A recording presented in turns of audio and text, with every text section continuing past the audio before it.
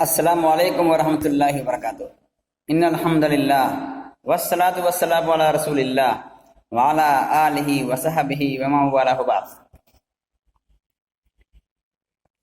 عقیدے کا آج چوتھا درس ہے۔ ہم نے اس سے پہلے پڑھ لیا تھا کچھ حصہ، جیسے کہ ہمیں معلوم ہے کہ کتاب سوال جواب کے انداز میں ہے۔ دو سوالات پہلے ہو چکے۔ پہلا سوال تھا کہ بندوں پر سب سے پہلا فریضہ کون سا عائد ہوتا ہے، کون سا فریضہ واجب ہے۔ ہم نے پڑھا تھا کہ اس فریضے کی معرفت لازم ہے جس کی خاطر اللہ رب العالمین نے انسانوں کو پیدا کیا، میثاق لیا، دو پیمان لیا، رسولوں کو بھیجا، کتابیں نازل کی، جس کی خاطر دنیا کو پیدا کیا، آخرت کو بنایا، جنت و جہنم کی تخلیق کی، اور جس کے خاطر قیامت واقع ہوگی، میزان قائم ہوگا۔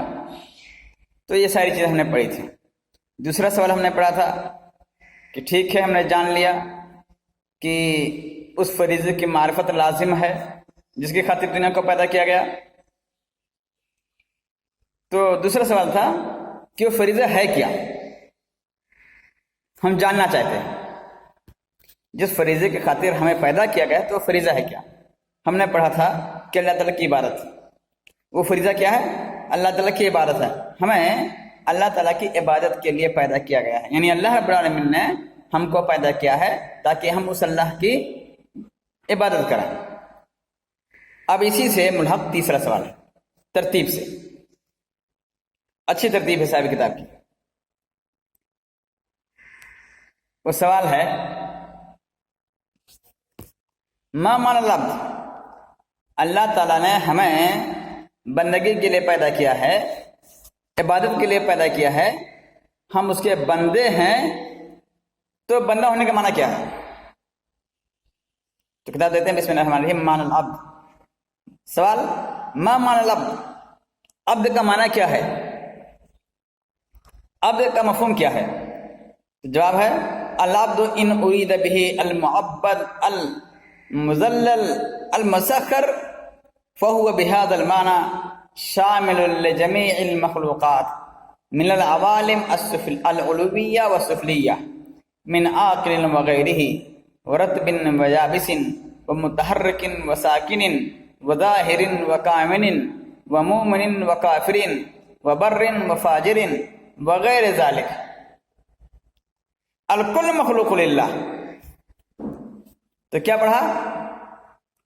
کہہ رہے ہیں کہ عبد کے کئی معنی ہیں، بیان کریں گے۔ دو معنی ہیں عبد کے۔ ایک معنی، اگر عبد سے مراد ان ارید بھی، اگر عبد سے مراد المعبد ہو، ماتحت، المذلل، ذلیل، المسخر، تابع، تو اگر عبد سے مراد ذلیل ہو کہ اللہ کے سامنے ذلیل ہے، ہم اس کے سامنے ذلیل ہیں، تابع ہو یا ہم اس کے تابع ہیں،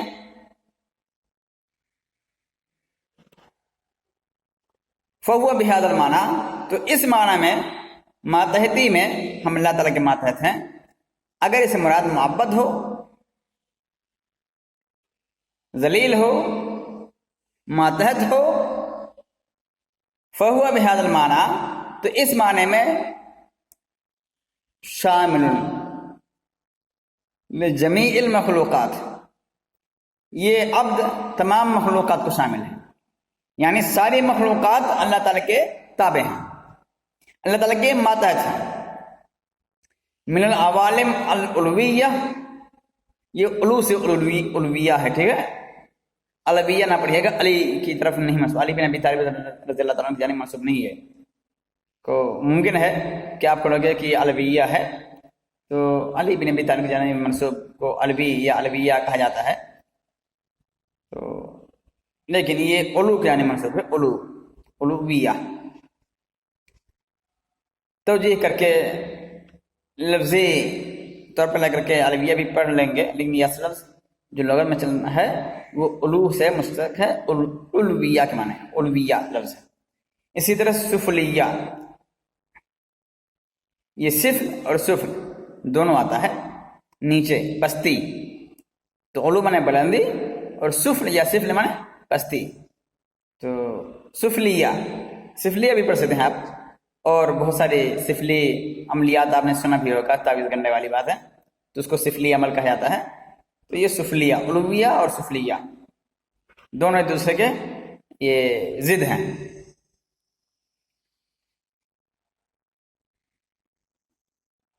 وہ یہ اوپری دنیا اور نچلی دنیا، یعنی یہ آسمان کی بات ہے، اور آسمان کی چیزیں اور زمین کی چیزیں، چاہے وہ عالم بالا کی ہوں چاہے وہ عالم زیریں کی، تو وہ تمام مخلوقات کو شامل ہیں۔ تو چاہے زمین اور زمین کے نیچے رہنے والے ہوں، انسان ہوں، مچھلی ہوں، یا مٹی کے اندر جو جانور ہوتے ہیں وہ ہوں، یا پھر آسمان کے اوپر رہنے والے فرشتے وغیرہ ہوں، سب اس میں شامل ہیں، سب اللہ تعالیٰ کے ماتحت ہیں، سب اللہ تعالیٰ کے تابع ہیں۔ اللہ تعالیٰ سے اللہ کوئی نہیں، من عاقل وغیر ہی، عاقل اور غیر عاقل، یعنی انسان اور جانور، ورطب و یابس، گیلی چیز اور خشک چیز،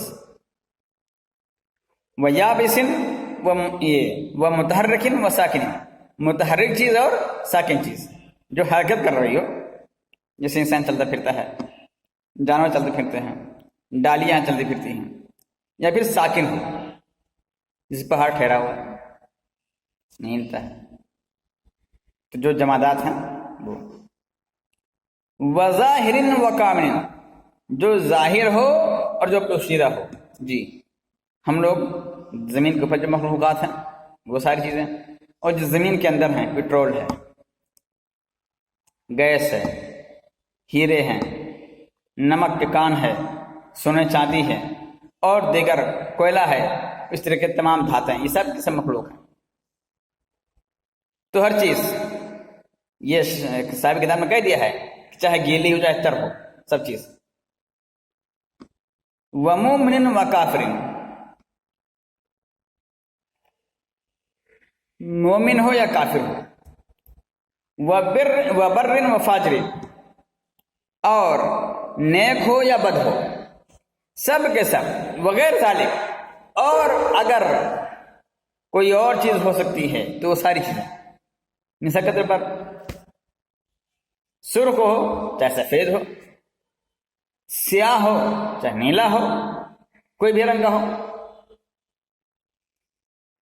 تو کسی بھی علاقے کا ہو، ہر چیز، الکل مخلوق للہ عز وجل، ہر ایک چیز اللہ کی مخلوق ہے، ہر ایک چیز اللہ تعالیٰ کی پیدا کر رہا ہے، اللہ تعالیٰ اس کا خالق ہے، مربوب لہو، اس کی تربیت یافتہ ہے، اس کی پرورش کرنے والا کون ہے؟ اللہ تعالیٰ ہے، وہ اللہ تعالیٰ کی پرورش کے زیر نگی ہیں، اللہ تعالیٰ اس کی پرورش کرتا ہے، مسخر بتسخیرہ، اس کے سامنے مسخر ہے، اس کی تسخیر کی بنا پر مسخر ہے، یعنی اس کے ماتحت ہے، اس کے ماتحت ہے، مدبر بتدبیر ہی، اس کی تدبیر کے ذریعہ، اس کے انتظام کے ذریعے اس کا انتظام کیا جاتا ہے، یعنی انتظام کرنے والا اللہ تعالیٰ ہے، سب اس کے نظام کے ماتحت ہیں، سب اس کے تابع ہیں، سب اس کے نظام کے ماتحت ہیں۔ وَلِكُلٍّ مِّنْهَا رَسْمٌ يَقِفُ عَلَيْهِ، ان میں سے ہر ایک کی اپنی حد ہے جس پر وہ موقوف ہے، ایک نشان ہے، ایک حد ہے، اس پر وہ موقوف ہے، رکا ہوا ہے۔ وَحَدٌّ يَنْتَهِي لَهُ، اور اس کی ایک حد ہے جس پر وہ رک جاتا ہے، اس سے آگے نہیں بڑھتا۔ وَكُلٌّ يَجْرِي لِأَجْلٍ مُّسَمًّى، اور ہر ایک اپنے مقررہ وقت تک چلتا ہے، جاری ہے۔ جو چل رہا ہے وہ اپنے مقررہ وقت تک. لا يتجاوز مثقال ذرہ،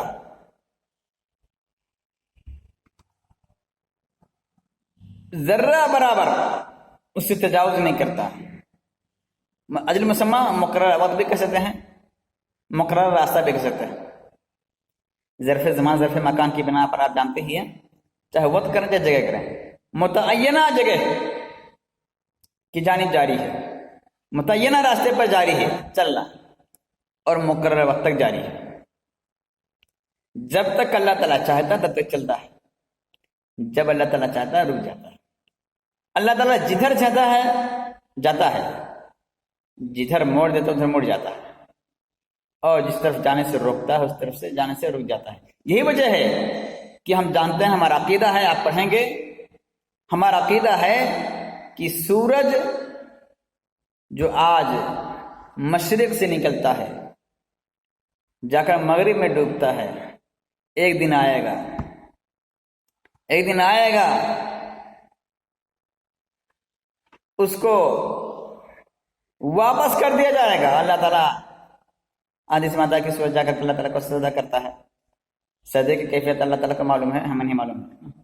آپ جدید سائنسی چیزیں ہیں، تحقیقات نہ چھیڑیے گا اس میں کہ یہ سورج تو چل رہا ہے، زمین گول ہے، اس طرح اس طرح سے.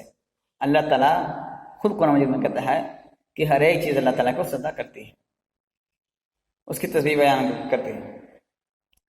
وَكُلٌّ يَعْلَمُ الصَّلَاةَ وَالتَّسْبِيحَ، ہر ایک اپنے نماز، اپنی عبادت اور اپنی تسبیح جانتی ہے. اس کے سجدہ کرنے کی کیفیت کیا ہے؟ سورج کیسے سجدہ کرتا ہے؟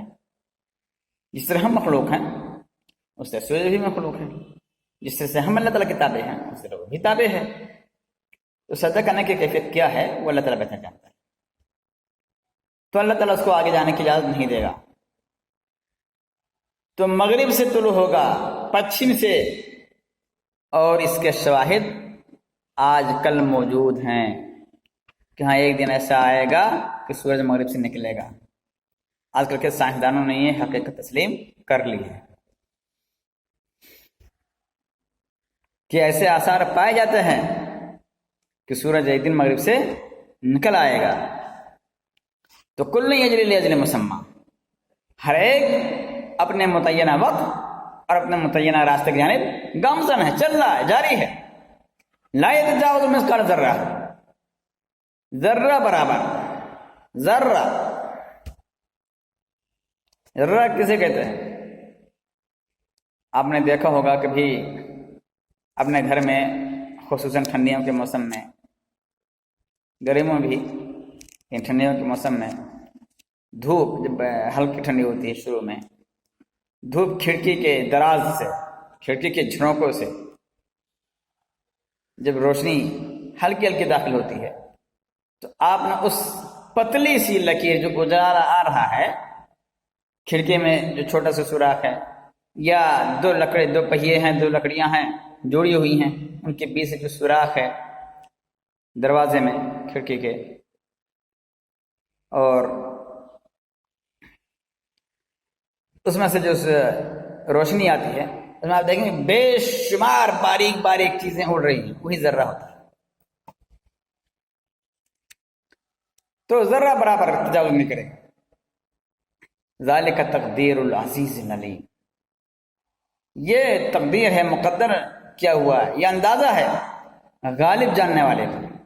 یہ اللہ تعالیٰ ہر چیز پہ غالب ہے، ہر چیز پہ قادر ہے. وہ چاہتا ہے کرتا ہے، جیسا جس طرف چاہتا ہے لے جاتا ہے، جس طرف چاہتا ہے موڑ دیتا ہے. علیم، وہ جانتا ہے کہ کون سی چیز نفع بخش ہے، کون سی چیز نقصان دہ ہے. سورج اور چاند کے بیچ میں زمین کیوں آ جاتا ہے؟ گہن کیوں لگ جاتا ہے؟ کبھی دوسرے سیارے کیوں آ جاتے ہیں؟ یہ اللہ رب العالمین ہی بہتر جانتا ہے. اس میں مسئلہ کیا ہے؟ تدبیر العدل الحکیم، یہ انتظام ہے عادل اور حکمت والے کی. لڑاتا نہیں ہے زمین کو چاند سے، نہ بیچ میں آ جاتا ہے، لیکن لڑاتا نہیں اللہ تعالیٰ. یہ انتظام ہے اللہ تعالیٰ کا.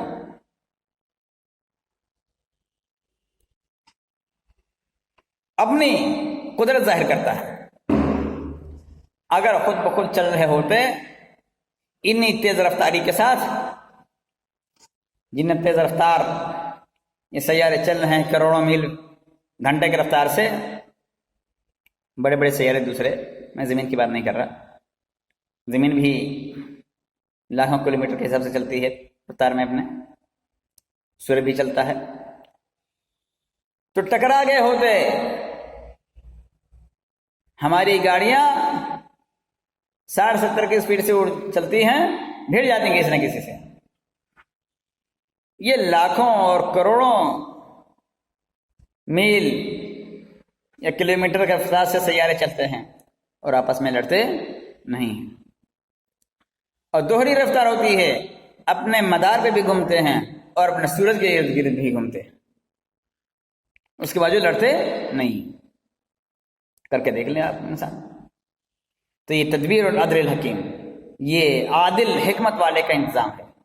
وَإِنْ أُرِيدَ بِهِ، یہ پہلا معنی ہوا. پہلا معنی ہوا یہ کہ عبد کے معنی تابع، ماتحت، ذلیل. اور دوسرا معنی وَإِنْ أُرِيدَ بِهِ الْعَابِد، اور اگر اس کے ذریعہ یعنی عبد بول کر کے عابد مراد ہو. عابد مطلب عبادت کرنے والا، خدمت کرنے والا.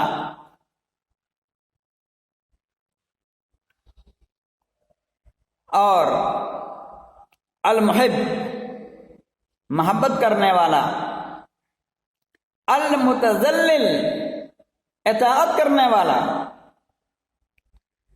یہ مذلل اور متذلل میں فرق ہے تھوڑا. جان بوجھ کر اپنے اختیار سے اطاعت کرنے والا. اور اگر عبد بول کر کے عابد مراد ہو، خادم مراد ہو،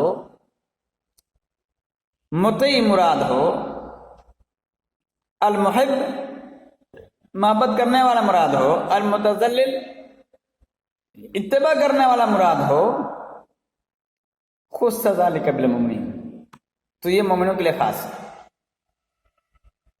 تو اس سے مراد کیا ہے؟ مومن. ہم عبادہ المکرمون، وہی اس کے برگزیدہ بندے ہیں.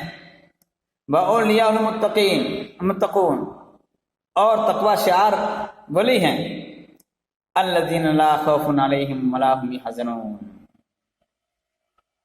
جن پر نہ تو کوئی خوف ہے اور نہ ہی یہ رنجیدہ ہوں گے. تو یہ عبد کا معنی ہوا. ٹھیک. عبد دو معنی ہوتا ہے، ایک تابع، ماتحت، ذلیل. اور اس معنی میں ساری دنیا، ساری مخلوقات اللہ تعالیٰ کے غلام ہیں. ماتحت تابع بنتے ہیں اس کے، چاہے وہ مومن ہو چاہے کافر ہو. سب جب اللہ تعالیٰ چاہتا ہے کافر کو بیمار کر دیتا ہے، موت دے دیتا ہے. اللہ تعالیٰ جب چاہتا ہے شفا دے دیتا ہے، زندگی دے دیتا ہے. ایک مومن جلدی اس کی موت ہو جاتی ہے، ایک کافر لمبی عمر پاتا ہے. دونوں طرح کا ہوتا ہے. تو یہ اللہ تعالیٰ کے ماتحت ہے، اس میں کسی کا مدخل نہیں ہے، سب اللہ تعالیٰ کے ماتحت ہے. کبھی خشک سالی، کبھی سیلاب، کبھی ہریالی، اس میں انسان کا مدخل نہیں ہو سکتا. اور دوسرا معنی ہے عبد کا متبع، فرما بردار، چاہنے والا. تو یہ کون ہے؟ تو اس اللہ تعالیٰ کے نیک بندے ہی اسے مراد ہوتے ہیں. عبد میں یہی شامل ہے، بس مومن بندے. تو ما ہی العبادہ، عبادت کسے کہتے ہیں؟ کہتے ہیں العبادہ یہ اسم جامع لکل ما یحبہ اللہ ویرضاہ من الاقوال والاعمال الظاہرہ والباطنہ والبراء مما ینافی ذلک و یزادہ. عبادت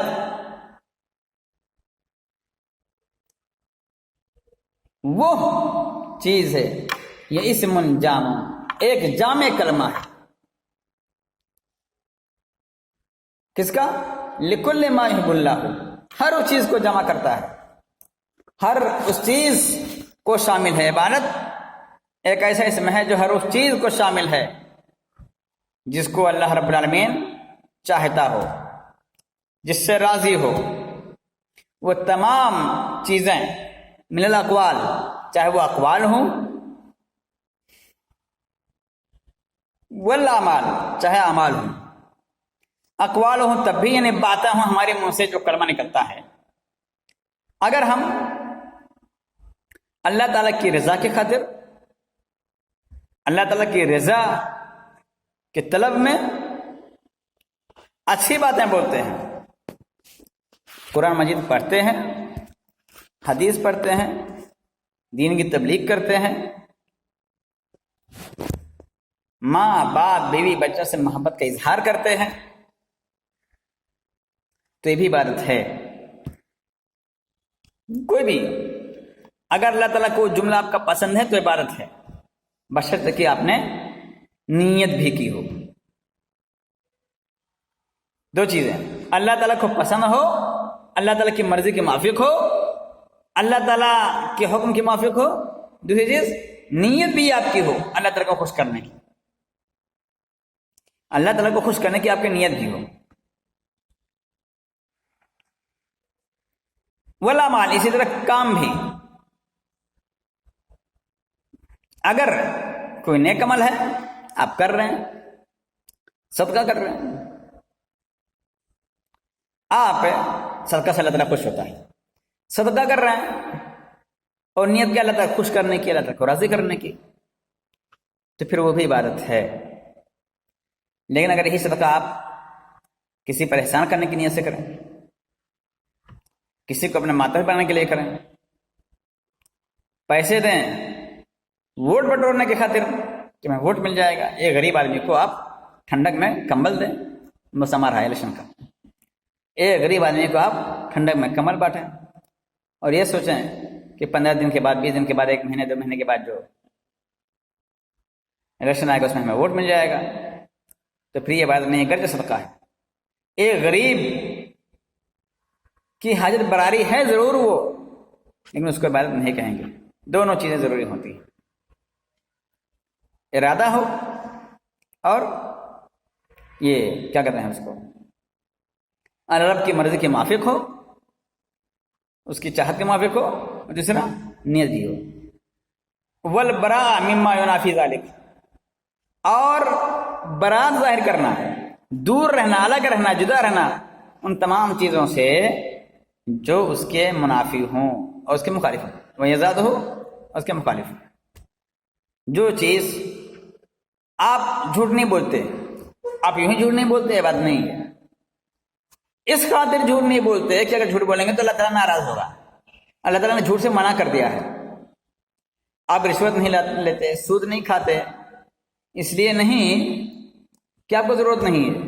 سود اس لیے نہیں لیتے، رشوت اس لیے نہیں لیتے کہ اللہ تعالیٰ منع کرتا ہے. آج ہمیں ضرورت نہیں ہے، لیکن کل اگر ضرورت پڑے گی تو ہم کل بھی رشوت نہیں لیں گے، سود نہیں کھائیں گے. پیسے اگر ہمارے پاس نہ بھی رہے، کلاش رہے، مفلس رہے، محتاج رہے، پھر بھی رشوت نہیں لیں گے. آج ضرورت نہیں لے رہے ہیں اس لیے کہ اللہ تعالیٰ نے منع کر رکھا ہے. کل بھی نہیں لیں گے، گرچہ محتاج رہیں گے پھر بھی نہیں لیں گے کیونکہ اللہ تعالیٰ نے منع کر رکھا ہے. اس نیت سے لینا تو وہ بھی عبادت ہے. یعنی نیک عمل کرنا بھی عبادت ہے اور برے عمل سے دور رہنا بھی عبادت ہے. جی، یہ دونوں چیزیں شامل ہیں. یہ بس فرق ہوتا ہے کہ آپ نیت اپنی صحیح کرتے، آپ جھوٹ نہیں بولتے، آپ امانت خیانت نہیں کرتے، آپ دھوکہ نہیں دیتے. آپ اپنی نیت صحیح کر لیں، اس میں کرنا کچھ نہیں ہے. آپ نیت کر لیں کہ ہم جھوٹ اس لیے نہیں بولیں گے اللہ تعالیٰ منع کر رکھا ہے، خیانت اس لیے نہیں کریں گے کہ اللہ تعالیٰ کے نزدیک معیوب ہے، دھوکہ اس لیے نہیں دیں گے کیونکہ یہ جرم ہے شرعی طور پر، اس سے اللہ تعالیٰ ناراض ہوتا ہے. ہم مکاری نہیں کریں گے کیونکہ اللہ تعالیٰ کا حکم کی خلاف ورزی ہے. آپ کو کرنا کوئی نہیں، صرف ایک کم سے رک جانا ہے. چوری اس لیے نہیں کریں گے کیونکہ یہ اللہ تعالیٰ کو ناپسندیدہ ہے، تو چوری سے رکنا بھی ایک عمل ہے، آپ کو ثواب ملے گا، عبادت مانا جائے گا. آگے ہے متى يكون امر عبادہ، کوئی بھی عمل عبادت کب ہوتا ہے؟ کہتا ہے اذا اکمل فیہ شیئان، جب اس میں دو چیزیں مکمل ہوں، وہما کمال الحب ما کمال الذل، کمال محبت ہو، اللہ تعالیٰ سے محبت ہو، اور کمال اطاعت ہو، دونوں چیزیں شامل ہوں، اللہ تعالیٰ کی محبت بھی شامل ہو، اللہ تعالیٰ کی اطاعت بھی شامل ہو۔ اللہ تعالیٰ کہتا ہے والذین آمنوا اشد حبا للہ، اور جو ایمان لاتے ہیں اللہ تعالیٰ سے بے حد محبت کرنے والے ہوتے ہیں۔ تو کیا پتہ چلا؟ اللہ تعالیٰ سے محبت کرنا ایمان کے لیے ضروری ہے، ٹھیک؟ تو عبادت اسی وقت عمل مانا جائے گا، کوئی بھی عمل عبادت میں اسی وقت شامل ہوگا جب آپ اللہ تعالیٰ سے محبت کریں گے۔ اور اللہ تعالیٰ کہتا ہے ان الذین هم من خشیۃ ربهم مشفقون، بے شک وہ لوگ جو اپنے رب سے ڈرنے والے ہوتے ہیں، وقت جمع اللہ تعالیٰ بین ذلک فی قولہ، اور اللہ تعالیٰ نے ایک ہی آیت میں دونوں کو جمع کر دیا ہے، انہم کانوا یسارعون فی الخیرات، یہ وہ لوگ تھے جو نیکی کے کاموں میں بڑھ چڑھ کر حصہ لیتے تھے، وَيَدْعُونَنَا رَغَبًا وَرَهَبًا، اور ہمیں پکارا کرتے تھے، رغباً چاہتے ہوئے، آرزو کے ساتھ، ورہباً اور ڈر کے ساتھ، وَكَانُوا لَنَا خَاشِعِينَ، اور یہ کیا کہتے تھے؟ ہم سے ڈرنے والے تھے، ہم سے ڈرنے والے تھے۔ تو یہ اتنا ہو گیا، باقی انشاءاللہ ہم لوگ کل پڑھیں گے۔ آج کے دن میں ہی، وآخر دعوانا الحمدللہ رب العالمین، والسلام علیکم ورحمۃ اللہ وبرکاتہ۔